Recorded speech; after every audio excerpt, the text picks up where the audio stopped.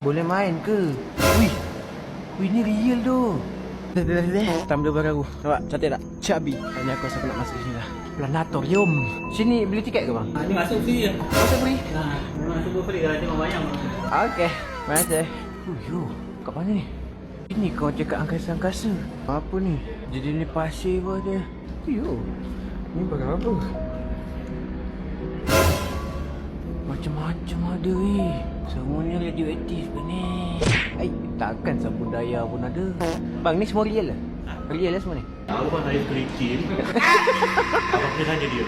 Oh, ya ke? Dia apa dia? Abang tahu bab-bab kimia-kimia Saya tak tahu sangat lah. So, saya nak start pada mana? Sini boleh ke? Semua mana pun boleh. Atas tu apa? Atas ni space. Oh, yang 360 tu semua. Saya pergi sini dulu Okay bang, terima kasih bang. Siap dah mira-mira lah guys. Kita hayat bintang. Aku kat mana? Ingat boleh gerak ni. Ni boleh main ke ni? Aku letak barang aku ni. Tumbler barang aku Chubby ni. Cantik tak guys? Aku letak dalam beg. Aku nak main benda ni. Boleh main ke?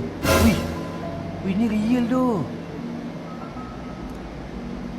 Apa benda? Alah, ni apa benda pula? Aku macam tengok kat bulan weh. Ni pun macam dah rosak je ni. Oh, tak pakai lah. Gerakkan perayau. Wih, dia berjalan ni. Wih, dia gerak lah tu. Aku dah macam kat angkasawan dah ni. Ni ke baju orang-orang angkasawan ni? Bungkus ni 1.5.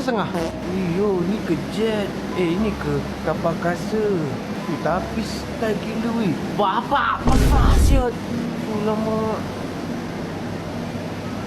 Style cepat ni weh.